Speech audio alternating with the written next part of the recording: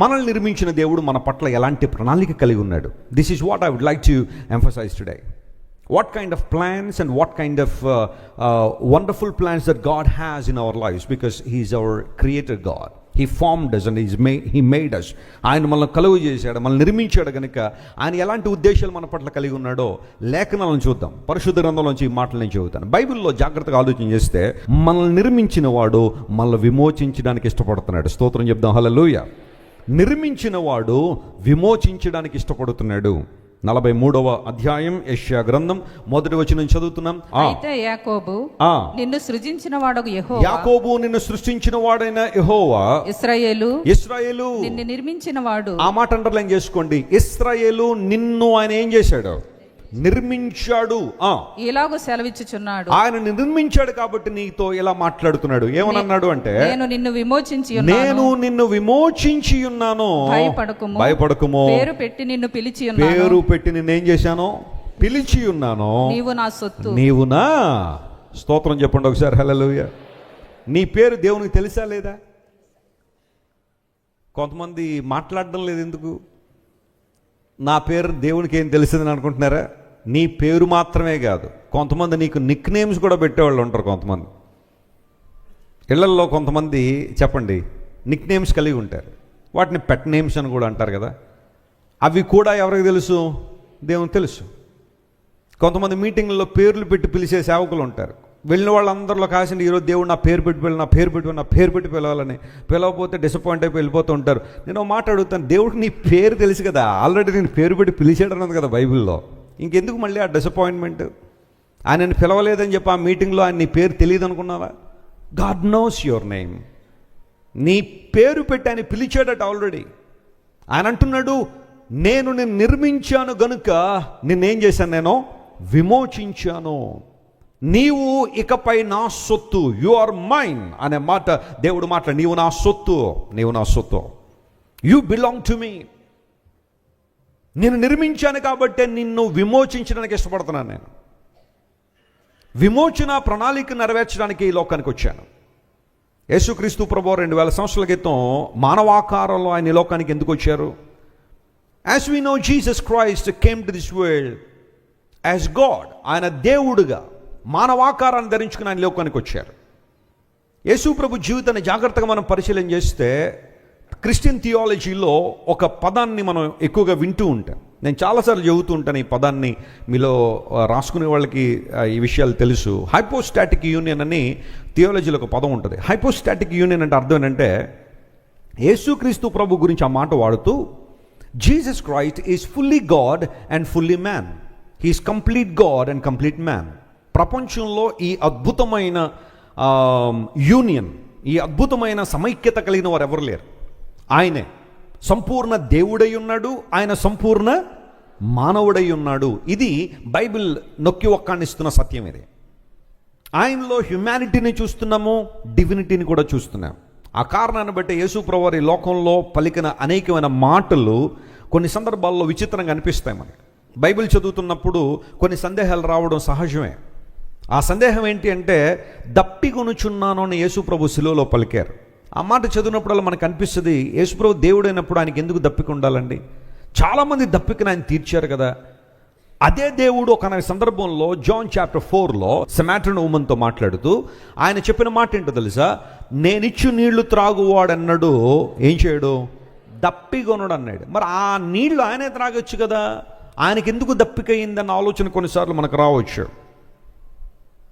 జీవాహారము నేనే, I'm the living bread. నేను జీవాహారాన్ని, నన్ను భుజించువాడు అన్నాడు ఆకలి కొనడని యేసు ప్రభువు చెప్పారు.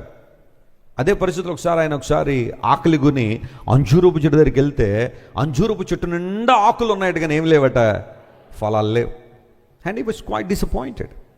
ఆయనకు ఆకలి వేసిందని దేవుని వాక్యంలో రాయబడింది. ఇశ్రాయేలును కాపాడువాడు కునుకడు, నిద్రపోడు అని బైబిల్లో ఉంది.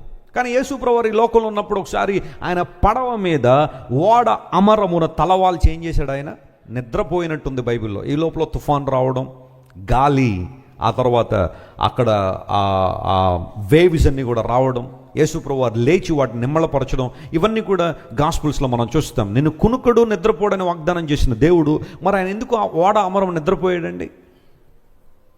ఇలాంటివన్నీ మనం ఆలోచన చేస్తున్నప్పుడు యేసుప్రభు జీవితాన్ని సమగ్రంగా పరిశీలన చేస్తే he is complete God and complete man. ఆయన సంపూర్ణ మానవుడై ఉన్నాడు, సంపూర్ణ దేవుడై ఉన్నాడు. సిలువలో ఆయన చేసిన గొప్ప త్యాగం ఏదైతే ఉందో అది మనిషికి విమోచననివ్వడానికే. యేసుప్రభు వారి లోకానికి ఒక మతాన్ని స్థాపించడానికి రాలా. మన పెద్దలు అన్నారు మత్యుద్భవ మతః అన్నారు. సంస్కృతంలో ఆ మాట మతి నుండి పుట్టింది మతం. అది ఏదైనా కావచ్చు. మనిషి యొక్క మదిలో నుండి పుట్టింది మతం అయినప్పుడు ఆ మతాలు మనిషికి భారాన్నే ఇస్తాయి, కానీ ఎప్పుడు కూడా తేలిక స్వభావాన్ని ఇవ్వలేవు, విశ్రాంతిని ఇవ్వలేవు. మతాల్లో కట్టుకథలు ఉంటాయి.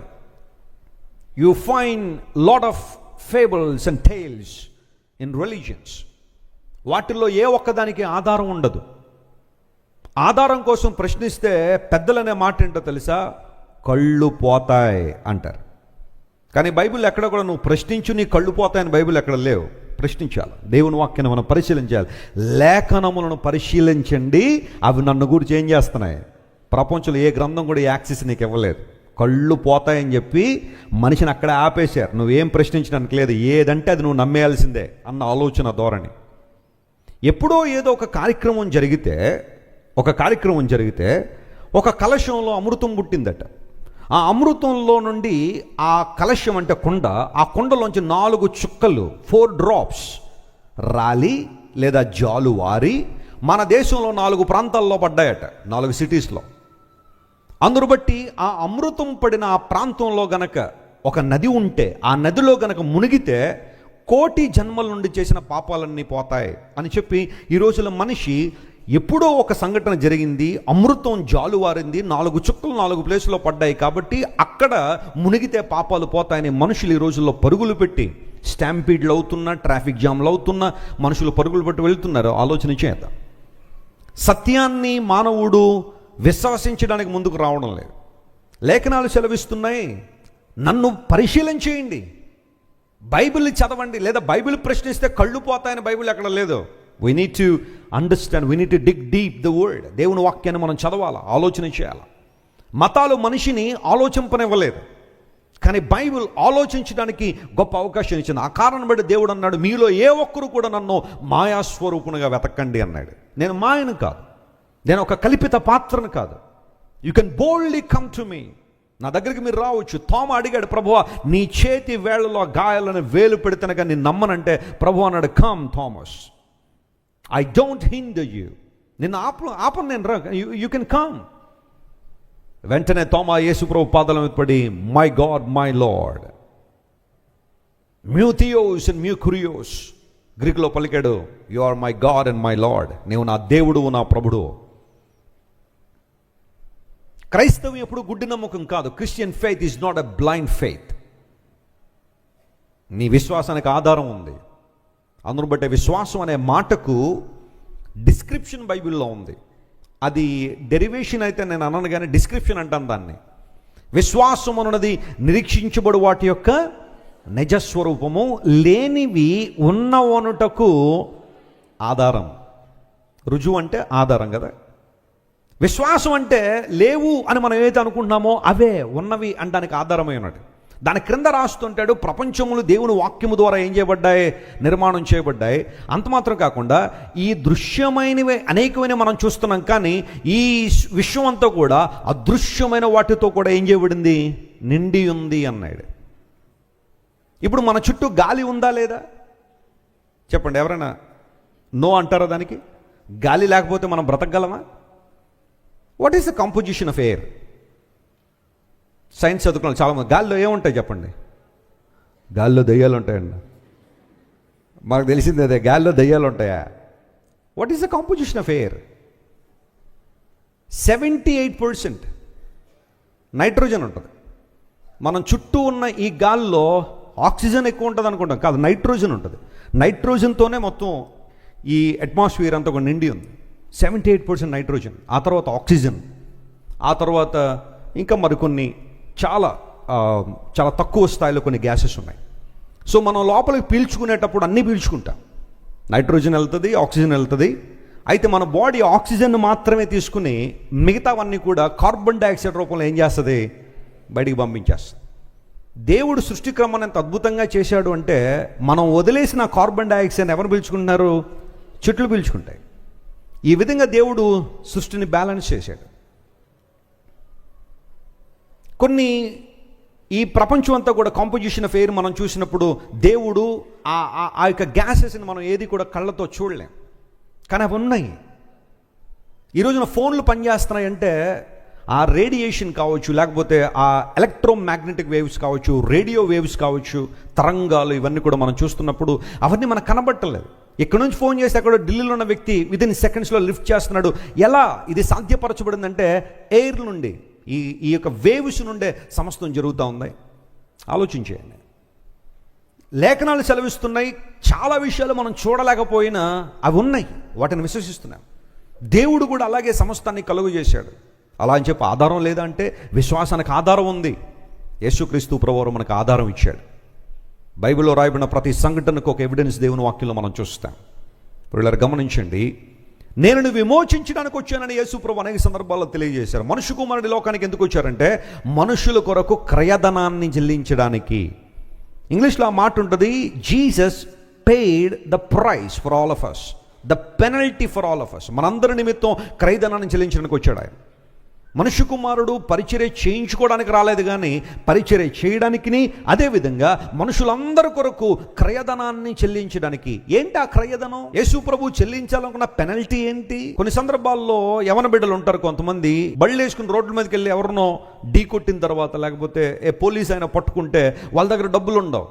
వెంటనే డాడీ మమ్మీకి ఫోన్ చేస్తారు, మమ్మీ డాడీ నన్ను పోలీసు వాళ్ళు పట్టుకున్నారు, కొంచెం వచ్చి నన్ను విడిపించిందంటే, అతనికి బదులుగా తన తండ్రి ఆ పెనల్టీ కట్టి అతను ఏం చేస్తాడు, బయటకు తీసుకొస్తాడు. We are unable to pay the penalty for our sins and transgressions.